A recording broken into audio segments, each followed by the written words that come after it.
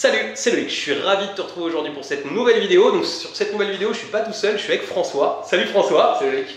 J'avais envie de te présenter François parce qu'il a un parcours qui je pense est assez inspirant, notamment par son évolution dans l'investissement immobilier. Je vais pas trop teaser ce qu'il a fait. Il a rejoint mes programmes il y a un an je crois. Ouais, fin 2018. Ouais, fin 2018, voilà. Donc fin 2018, il a rejoint les programmes et il avait fait avant un investissement qui n'était pas forcément idéal, mais avec lequel il a su pas mal rebondir, mais il va t'expliquer tout ça bien plus en détail que moi. Allez, c'est parti.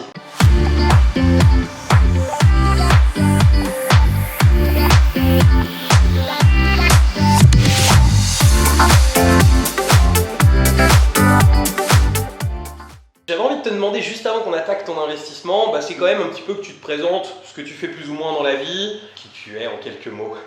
Et moi je m'appelle François, j'ai 27 ans, je vis à Bordeaux. Je travaille pour une marque qui vend des t-shirts en ligne et en retail qui s'appelle monsieurt-shirt.com. Je vous laisserai y faire un tour si vous avez un cadeau à faire. Effectivement, c'est plutôt cool. En plus, c'est encore une start-up, je pense qu'on peut le dire comme ça. Ou une bonne petite PME. Ouais, une bonne PME maintenant. Mais en tout cas, ils sont vraiment développés sous le principe de la start-up avec les réseaux sociaux, les médias, etc. Et c'est super cool ce qu'ils font. Donc, Exactement. Et je me suis intéressé à l'immobilier, notamment en ayant vu mes parents acheter leur résidence principale. Et c'était un but d'investir dans l'IMO, notamment sur une vision plus long terme à l'époque. D'accord, donc plutôt à la base, toi tu t'étais rendu compte parce que tu avais vu tes parents avec leur résidence principale, ça amenait une certaine sécurité, donc tu te disais assez tôt déjà qu'il fallait investir dans l'IMO. Exactement. Donc, même si l'investissement pouvait durer 20-25 ans, au moins dans 25 ans j'ai quelque chose et j'ai pas mis un loyer entre guillemets dans le vide. Ok, cool. Tu as décidé d'investir dans l'immobilier donc à 25 ans je crois, c'est ça? Exactement. Ok. J'ai signé le jour de mes 25 ans, plutôt pour un investissement locatif. Okay. Et sur Bordeaux, donc forcément c'était pas donné. Et je me suis fait aussi un peu avoir par les pubs, etc. sur le Pinel, notamment parce que j'allais arriver dans la première année où j'allais me faire un peu fouetter par les impôts. Du coup, il fallait trouver un peu une technique pour pallier à cette dépense. Ah, ça a été ton premier réflexe, ça a été oula, les impôts se réveillent, j'en ai jamais trop payé. Là, c'est ça. Et je pouvais allier les deux, l'objectif d'acheter et d'investir pour son sein un patrimoine. Okay. Et de l'autre côté, je faisais une économie d'impôts, donc le Pinel, sur le papier, c'était parfait. Ok, excellent. Qui t'avait vendu ça? C'était quoi? Un gestionnaire de patrimoine? C'était la banque? C'était un promoteur immobilier. Un promoteur, ok. J'avais vu des pubs tourner, du coup j'étais allé voir 2-3 promoteurs différents et voir ce qui était possible de faire, notamment sur la région bordelaise, parce que c'était un marché qui était en pleine expansion et je voulais pas non plus prendre trop de risques. D'accord. Et comment je vais te poser une question, je ne sais pas si ça intéressera tout le monde, mais je pense que moi ça m'intéresse en tout cas. Comment on choisit un Pinel? Parce qu'en fait finalement moi j'achète de l'IMO totalement différemment. Qu'est-ce que tu avais étudié entre plusieurs projets? Si tu me dis que tu avais été voir 2-3, comment tu avais choisi ce promoteur et ce projet par exemple? Alors il y avait plusieurs critères, il y avait le quartier, parce que comme Bordeaux c'est une ville qui est super dynamique et il y a pas mal de quartiers, je voulais aussi faire attention là où j'investissais. Dans combien de temps le projet allait sortir de terre? Parce que je voulais pas signer un truc qui allait être livré que dans 4 ans. Okay. Donc j'avais aussi regardé qu'est-ce qui allait être livré l'année d'après par exemple. Et puis après au niveau de la superficie et du budget que le banquier pouvait m'allouer.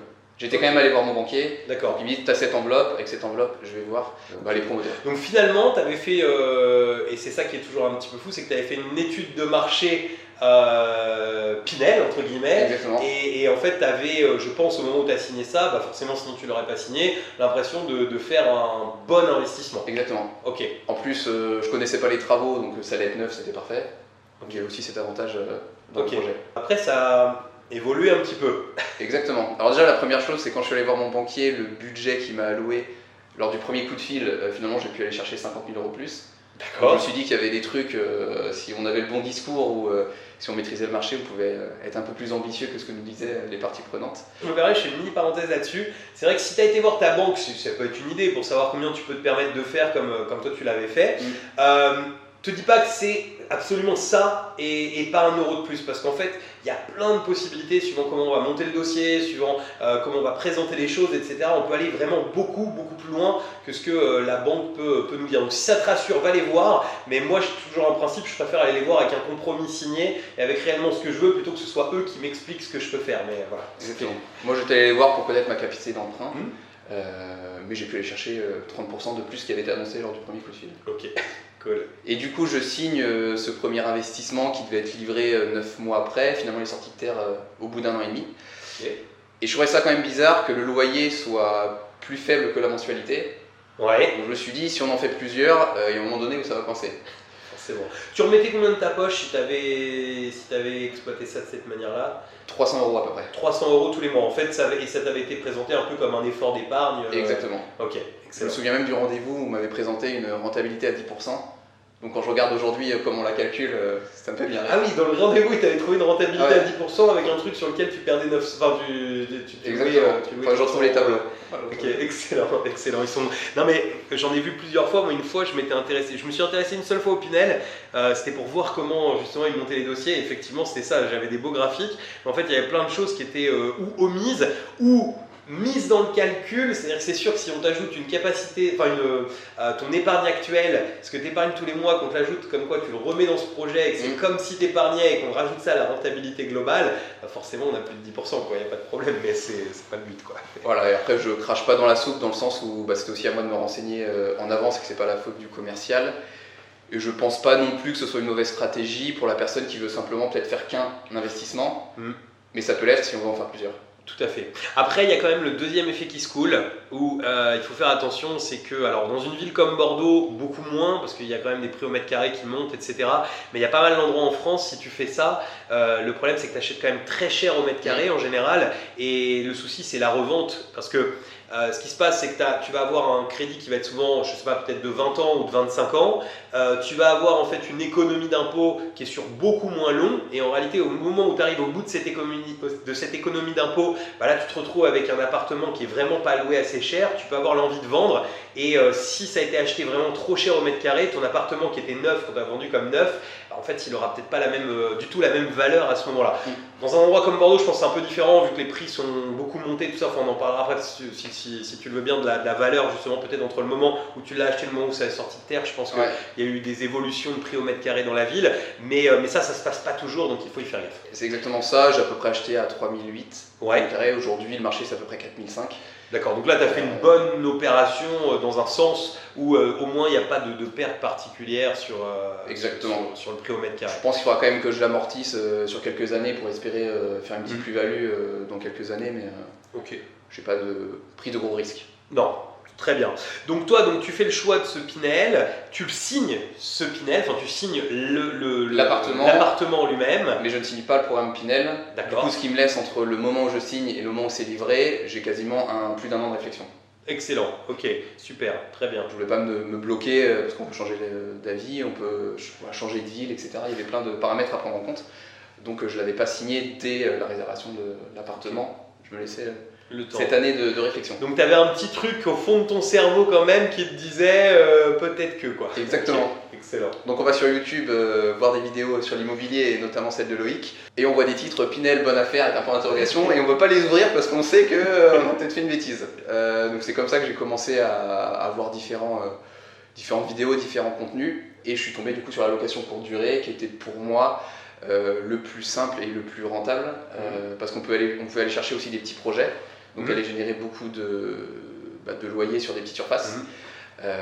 Et comme moi, à titre professionnel, je fais du Airbnb quasiment tous les mois, pour en avoir fait dans des villes très petites, dans des logements très moches, je sais qu'il y avait quelque chose à faire. Excellent, ouais, tu dors souvent en Airbnb, donc tu avais conscience quelque part du marché et du potentiel de Airbnb aujourd'hui. C'est ça, puis quand on va réserver des nuits dans des petites villes, dans des appartements qui sont pas très beaux, à 50 ou 60 € la nuit, ça met un peu la puce à l'oreille. J'avoue, ouais. C'est vrai que si on fait le calcul, 50 x 30, ça fait déjà un peu d'argent dans un appartement qui est pas très beau et pas très cher, parce que tu es dans une petite ville, c'est pas mal. Quoi. Et quasiment 2 fois plus du coup que le Pinel que j'avais en tête. Ouais. Pour un investissement moins important. Exactement. Ok, cool. Donc c'est ça qui t'amène un peu à Airbnb en fait. C'est le fait d'avoir vu des vidéos et le fait d'avoir une petite affinité, on va dire, avec la courte durée. Exactement. Donc je réserve le Pinel fin 2017, je prends la formation fin 2018 et je signe le compromis février ou mars 2019 pour le premier logement Airbnb. Excellent, ok. Et là par contre, tu es encore à 1 an de la livraison puisque la livraison de ton Pinel a été livrée qu'en 2019. Donc là, tu n'as toujours pas pris de décision fin 2018. Exactement. Sur réellement si tu vas faire du Pinel, pas du Pinel, etc. Tout à fait. À Bordeaux. Quoi. Je commence même à poser la question, est-ce que je vais pas le revendre à la livraison ? Okay. Parce qu'il y avait l'avantage aussi de pouvoir le revendre rapidement à des investisseurs. qui serait arrivé en fait après moi, mais qui avait toujours la possibilité aussi d'utiliser le Pinel. Ouais, excellent, tout à fait. Et aujourd'hui, il a été livré il y a 3 mois, il est en vente. Donc, je laisse la possibilité, si demain quelqu'un veut l'acheter. Ah oui, tu l'as mis en vente. Ouais, il est toujours sur le marché. D'accord, ok, excellent. Ok. Et ça a aussi été un atout auprès des banquiers d'avoir un mandat de vente.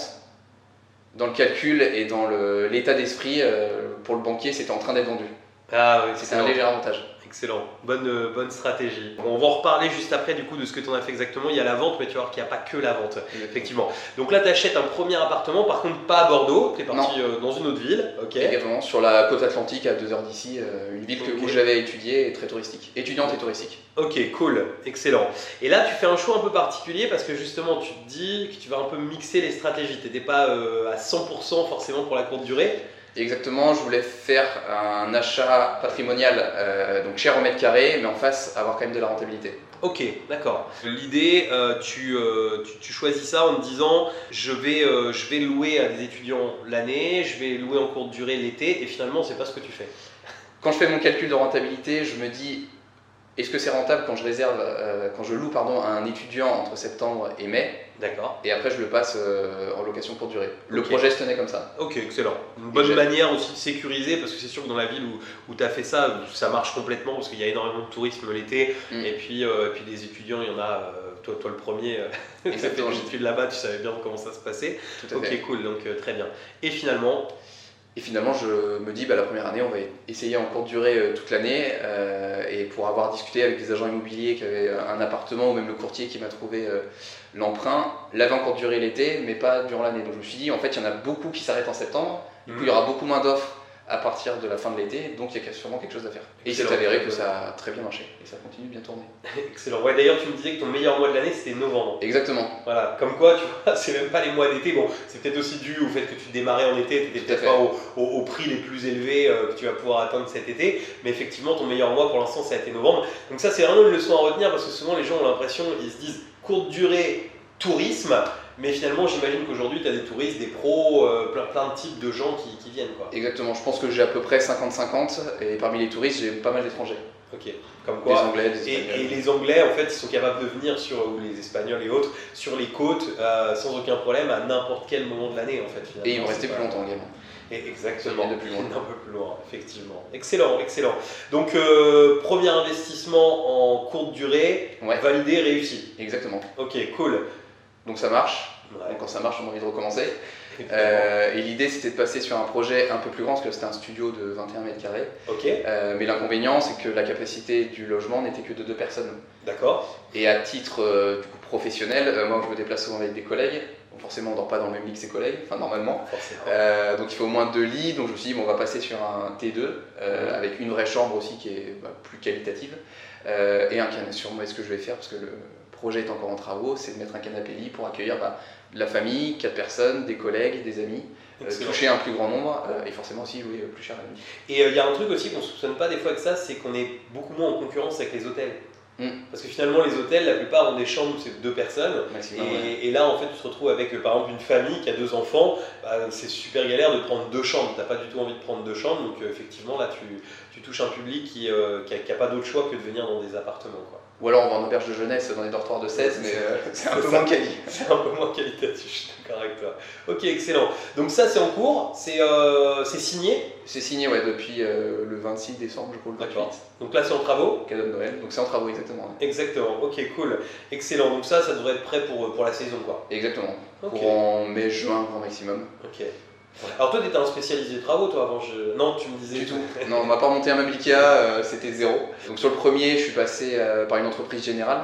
Donc c'était juste de la réno, de la décoration, ça restait assez simple. Et puis moi, étant à 2 heures de l'investissement, ça me permettait d'avoir une personne qui fait tout. Pas besoin de faire de réunion de chantier, ça allait assez vite. Voilà. Ok, excellent. Ça t'a fait peur ou pas, ça, les travaux? Est-ce que c'est quelque chose qui te... Pas spécialement, je fais assez confiance aux artisans, j'avais pas cette peur d'aller me faire arnaquer, etc. J'ai aussi l'avantage, de par mon métier, d'avoir aussi vu des travaux par le passé, donc c'est pas quelque chose qui me terrifiait. Ok, parce que des fois c'est quelque chose qui peut freiner un peu les gens, c'est pour ça que je t'en parlais. Alors, toi du coup, tu as enchaîné finalement 3 projets, on va dire, en un an, parce qu'en fait, comme l'autre était en cours, enfin, là, on va dire en ouais, pas loin d'un an, puisque tu as eu la livraison là, en décembre de ton Pinel dont on va parler. Est-ce que ça, c'est quelque chose qui a posé un problème au niveau des banques? Oui et non. D'accord. Oui, non, non, fortement quand c'est fini, un peu plus quand on est dans les négociations. Mais effectivement, le premier Airbnb a été signé en mars. Le Pinel entre guillemets a été livré en décembre et j'ai signé le deuxième Airbnb en décembre, donc effectivement en un an. Et lorsque j'ai voulu faire mon deuxième investissement, en fait, comme le premier n'est toujours pas livré, je l'ai fait passer en résidence principale. D'accord. Baisser, en fait, pour augmenter ma capacité d'emprunt et baisser mon taux de redressement. Exactement. Donc en fait, tu vois, il faut toujours se dire, il n'y a pas de problème, il n'y a que des solutions. Suivant comment tu présentes en fait une situation, elle peut être complètement différente. Tu peux être un peu, on va dire, le moins bien vu du monde parce qu'on a l'impression que tu t'es beaucoup trop endetté. Ou à l'inverse, si tu sais mettre les bons chiffres en face, ça peut être cool. D'ailleurs, il y a une banquière qui n'a pas voulu de toi parce qu'elle ne te croyait pas, c'est ça? Exactement. Donc pour justifier que le premier investissement était bon, forcément on vient avec des chiffres et un dossier bien rempli comme l'indique Loïc, notamment dans sa formation. Cette personne cette banquière du coup avait un T2 à Bordeaux qu'elle louait, elle n'arrivait pas à voir les résultats que j'avais sur un T1 à La Rochelle.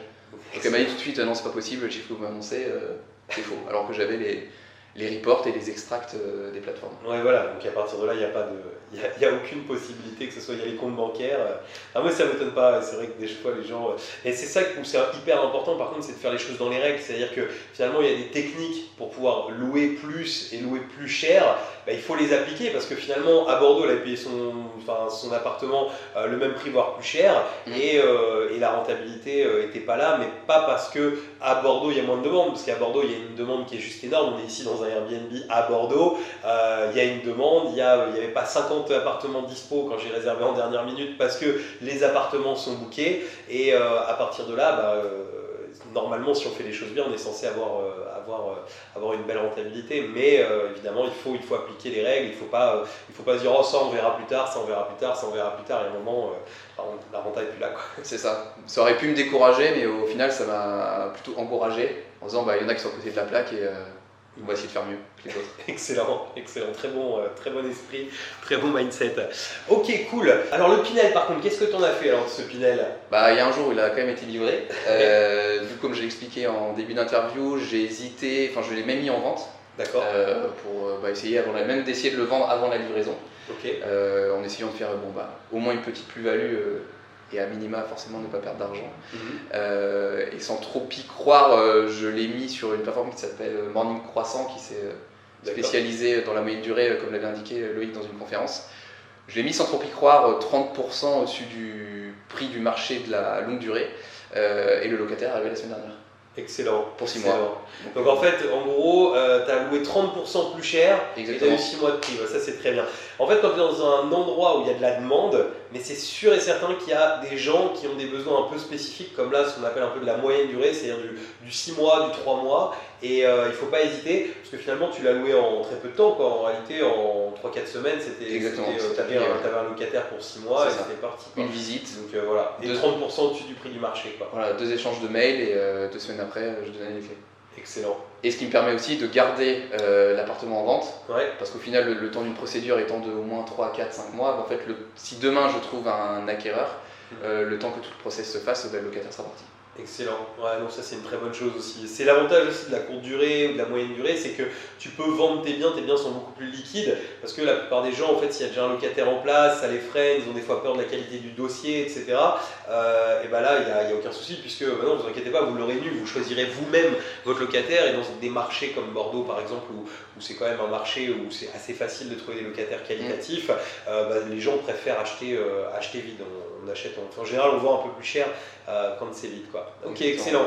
Donc en fait, tu vois, ce qui est bien, c'est que finalement, François, il a fait d'un problème une solution. C'est-à-dire que au départ, le problème, c'était quand même le Pinel, où tu t'es rendu compte que c'est peut-être un peu une erreur entre guillemets, même si tu as eu quand même des choses qui se sont jouées dans ta faveur, le prix du mètre carré à Bordeaux qui a monté un peu entre deux, le temps que ça soit livré, etc. Mais à côté de ça, en fait, tu as su dire non, attends, le Pinel, là, je vais pas aller au bout du truc, je vais le faire différemment, je vais trouver des solutions. Et aujourd'hui, finalement, tu aurais loué combien normalement si tu t'avais loué en Pinel? En Pinel, j'aurais loué 550.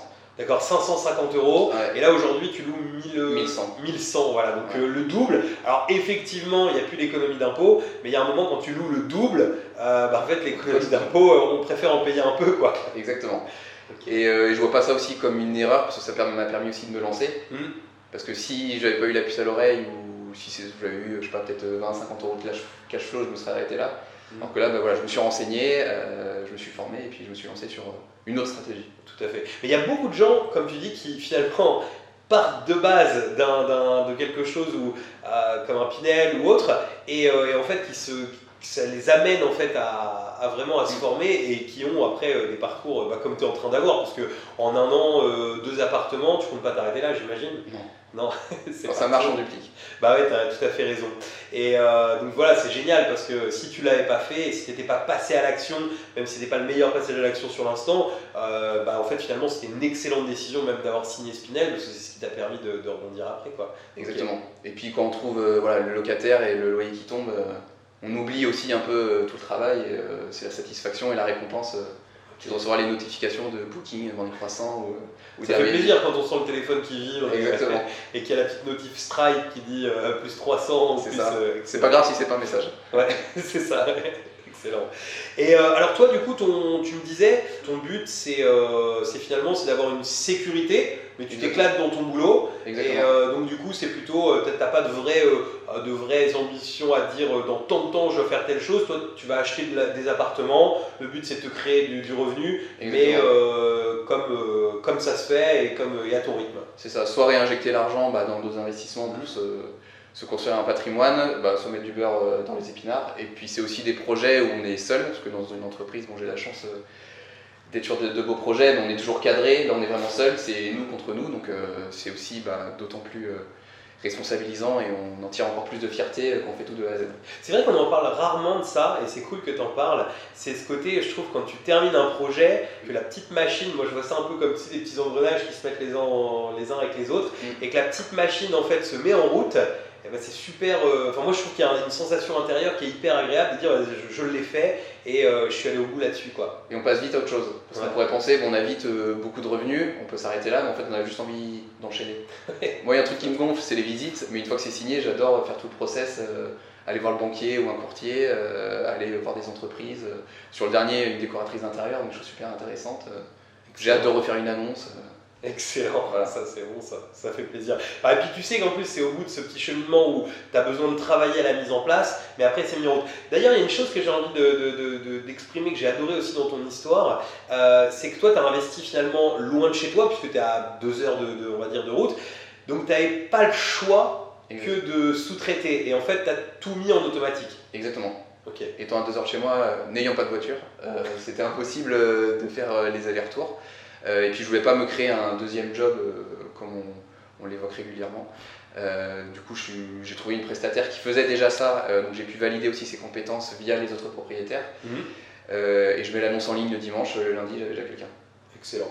Et ça c'est une chose, souvent les gens ont très peur des prestataires, ils me disent souvent comment est-ce qu'il faut faire pour trouver des prestataires. Donc on donne quelques tips évidemment dans la formation, tu as tout un cheminement pour trouver tes prestataires. Mais du coup toi, qu'est-ce que tu as utilisé comme stratégie pour trouver ton prestataire? J'ai mis une annonce en ligne. D'accord. J'ai eu pas mal de demandes. Okay. Et ensuite je préférais déjà trouver quelqu'un qui le faisait déjà, comme ça j'avais pas besoin de le former.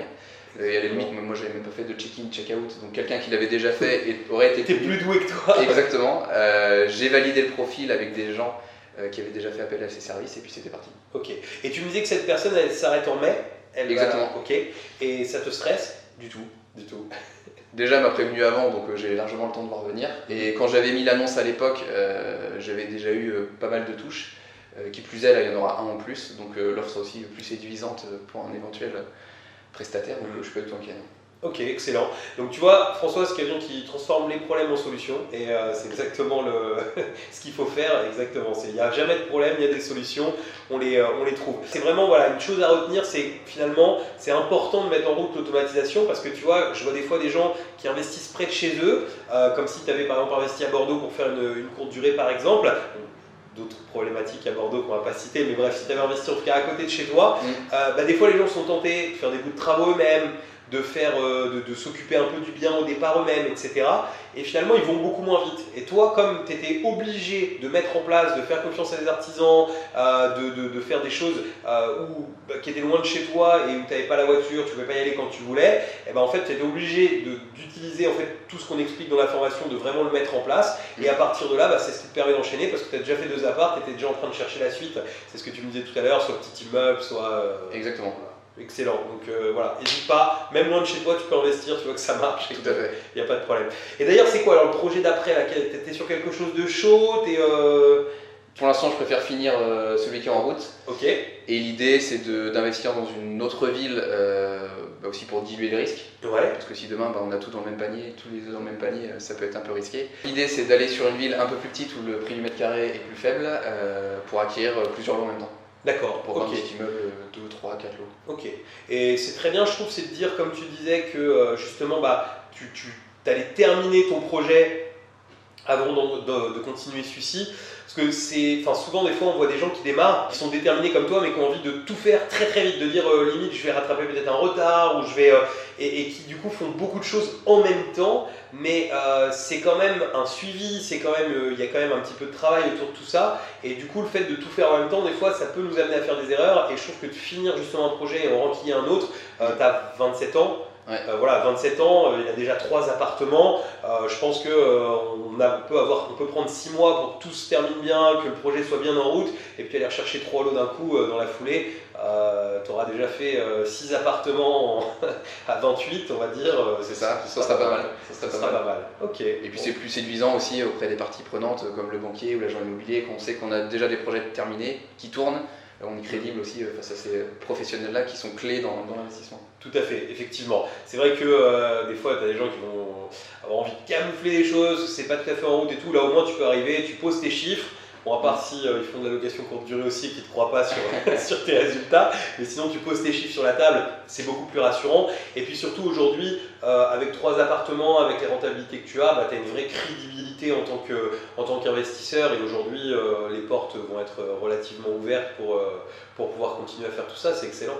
Excellent. Yes. Moi je te félicite, ça me fait vraiment plaisir de voir le parcours que tu as eu en finalement pas très très longtemps, en 1 année, là tu as fait des choses formidables. Donc tu vois que c'est tout à fait possible, hein, on peut passer à l'action comme ça. Si tu es ok, moi j'ai bien envie de revenir te voir par la suite quand tu auras signé ton immeuble par exemple. On fait ça. Ok, cool. Bon, si ça vous dit que je revienne le voir quand il aura signé l'immeuble, mettez-nous-le en dessous, puis on prendra un petit peu la suite de l'histoire, ça fera super plaisir. Ça marche. Nickel. Merci à toi d'avoir suivi cette vidéo, merci à toi d'avoir voulu participer à cette vidéo, ça fait super plaisir. Merci à toi d'être venu à Bordeaux. C'est super, j'ai découvert, j'étais déjà venu ici mais j'ai découvert avec un guide qui habite ici donc ça fait plaisir. Il me reste plus qu'à vous dire à très bientôt pour de nouvelles vidéos. Ciao. Salut.